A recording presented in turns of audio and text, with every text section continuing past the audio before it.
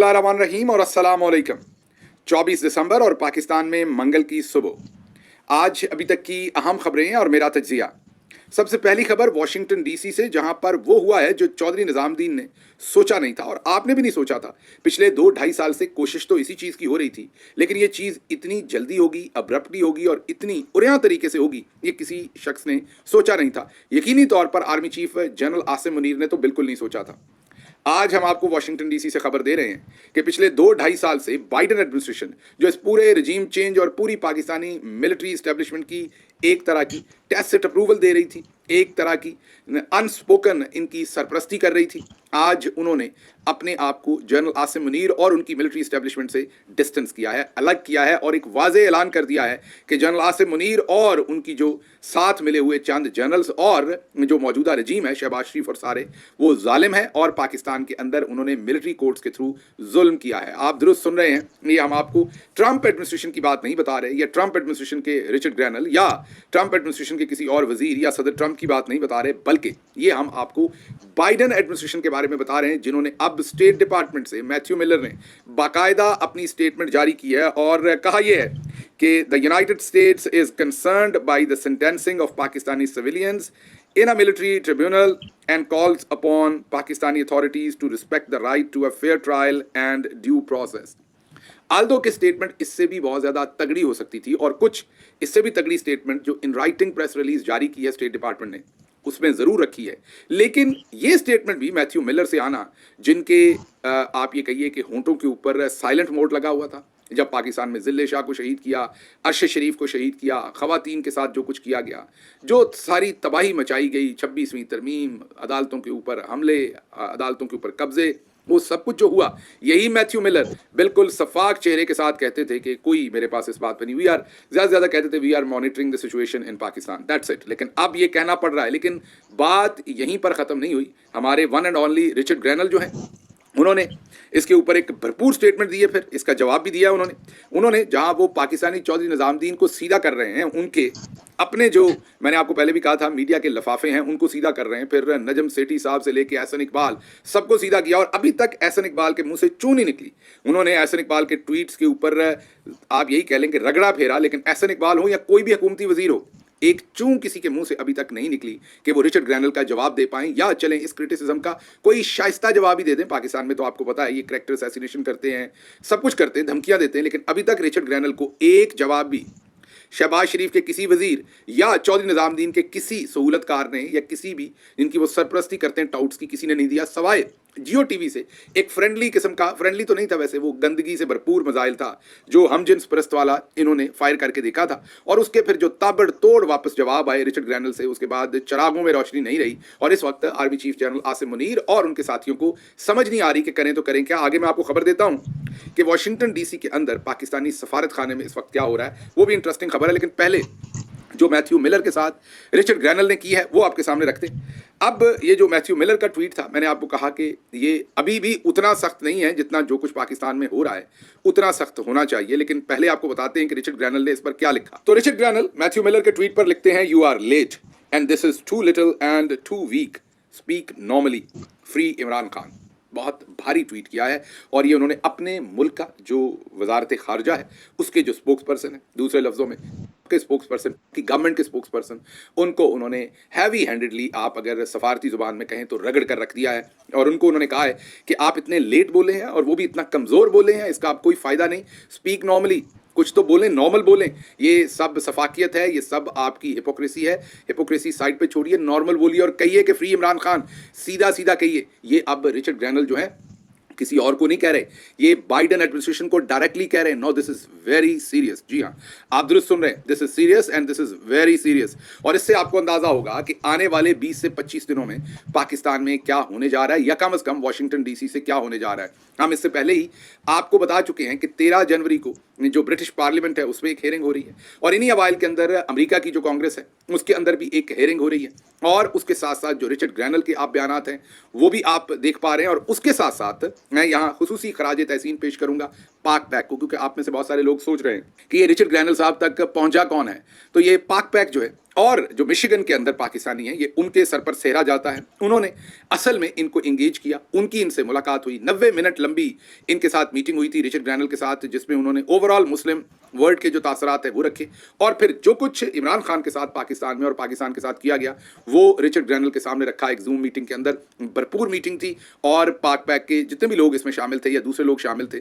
जिन्होंने इंसानी हकूक़ की बात की। मैं बार बार आपको कहता हूँ कि ज़्यादातर जो यहाँ पर बाई पार्टीजन लोग हैं वो किसी सियासी जमात से नहीं, लेकिन जो इंसानी हकूक़ की पामाली होती है वहाँ पर वो बहुत खुलकर बोलते हैं। तो वहाँ से रिचर्ड ग्रैनल को ये सब कुछ पता चला। फिर और भी जो दोस्त अहबाब हैं, कई हैं पाकिस्तानी, जिन्होंने इनके साथ फिर राब्ते में आकर इनको बहुत सारी इन्फॉर्मेशन दी, और जिससे अब वो बिल्कुल इक्विप्ड है, उन्हें पता है कि वहाँ पर क्या हुआ है, क्या क्या जुल्म किया गया है। और अब आपको, जैसे कि मैंने पिछले व्लॉग में भी बताया था, कि बरतानिया की गवर्नमेंट भी बोल पड़ी है, उन्होंने भी स्टेटमेंट दे दी है, यूरोपीय यूनियन पहले दे चुकी थी, और आज आपके सामने हमने जो स्टेट डिपार्टमेंट की स्टेटमेंट है वो भी रख दी है। अब चरागों में रोशनी बाकी कम ही रहेगी, क्योंकि हमारे जो मिलिट्री के जनरल्स हैं उन्हें एक ही जगह से डर लगता है, और वो डर लगता है उन्हें वेस्ट से। पता नहीं क्यों लगता है, पता नहीं, शायद जब वो अंजाम देखते हैं पुराने लोगों का, जो आपने मशरक़ वस्ता में बहुत सारे लोगों का अंजाम देखा, या पाकिस्तान में ज़िया उल हक साहब का, भुट्टो साहब का, उन लोगों का अंजाम देख के डरते हैं, या वैसे ही उनकी ट्रेनिंग यहाँ पर होती है इसलिए। बहरहाल जब अमेरिका बहादुर किसी को सीधा करता है तो फिर काफ़ी ज़्यादा वहाँ पर खलबली भी मचती है और समझ भी आती है। वो जो KPK के एक मेंबर असेंबली ने कहा था कि मज़ा तब आता है जब बंदूक का मुकाबला बंदूक से होता है। तो जब निहत्ते पाकिस्तानी शहरी हों या लीडरान हों,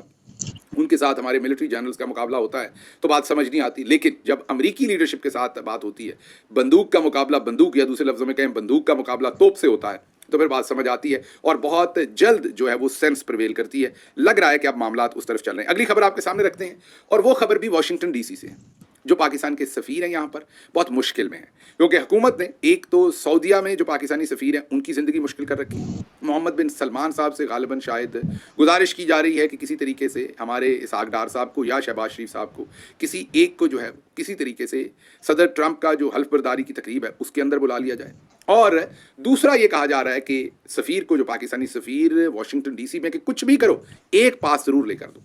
अब सफ़ीर उनको अभी तक ये बता रहा है कि ऐसा ना करें, अगर आप ऐसा करेंगे, कोई आया तो जहां ट्रंप की हल्फ बर्दारी हो रही होगी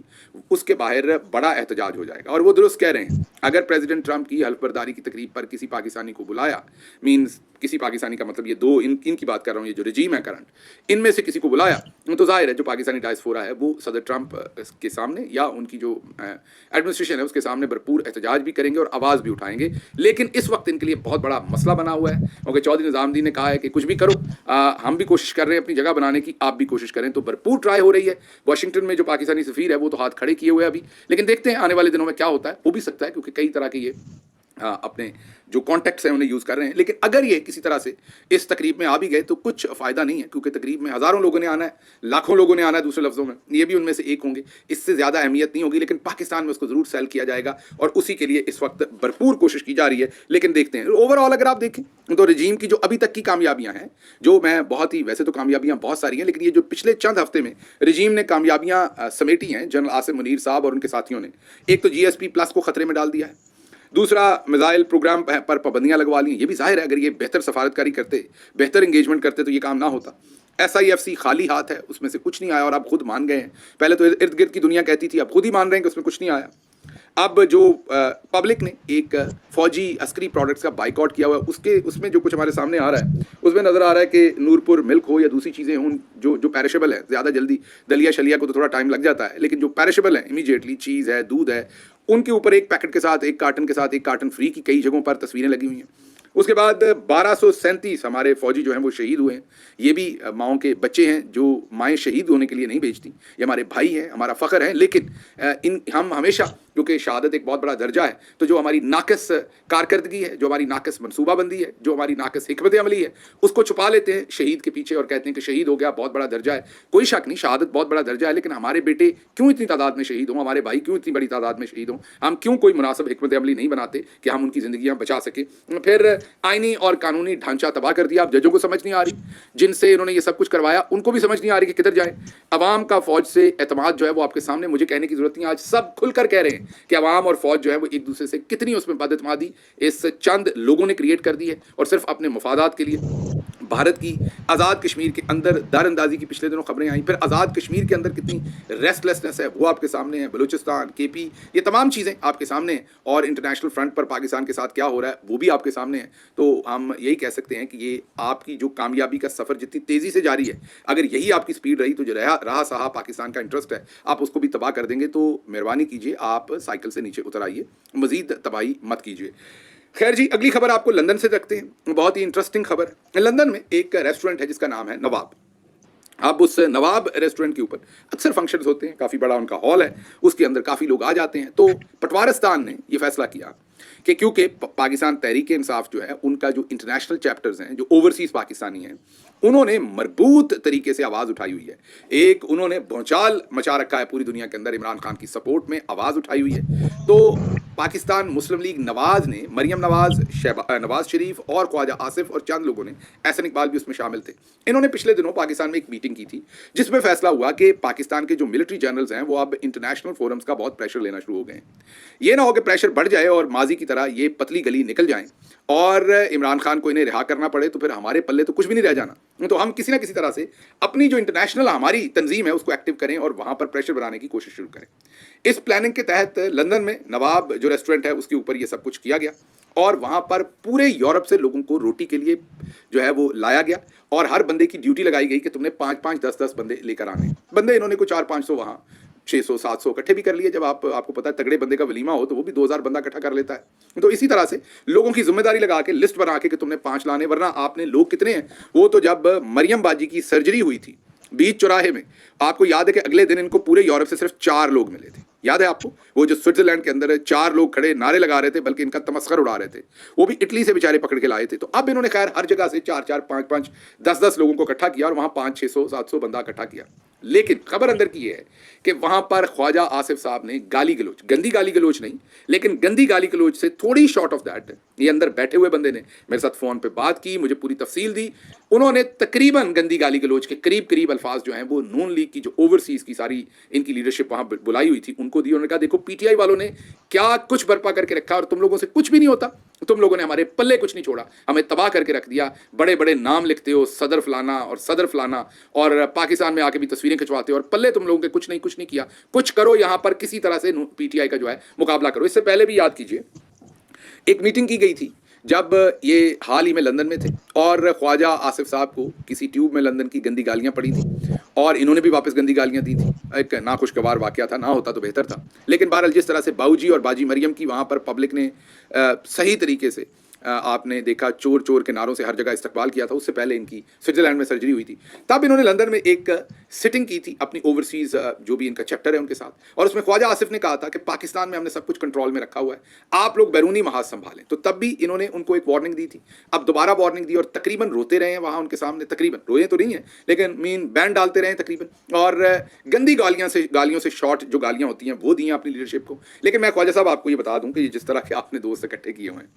इनको आप गालियां दें या लाठियां मारें, इनसे इतना ही होना है, इनसे कुछ नहीं हो सकता। ये बेचारे इससे ज़्यादा और कुछ नहीं कर सकते। हाँ, ये कर सकते हैं कि रोटी के ऊपर बंदोबस्त करें, और जैसे अभी 500-700 बंदा इकट्ठा किया, कहीं और 500-700 बंदा, 1000 बंदा, 1500 भी कर लेंगे कि रोटी पे पटवारी बहुत सफ़र कर जाता है, बहुत दूर तक सफ़र कर जाता है। रोटी पे पटवारी ऐसे ही सफ़र करता है जैसे, बस मैं इतना ही कहूँगा कि बहुत ज़्यादा सफ़र कर जाता है। तो ये हो सकता है। अच्छा जी, अगली खबर आपके सामने रखते हैं और वो खबर है मलिक अदरीस, उनका नमाज जनाजा हुआ है। अटक से वो शहीद हुए थे,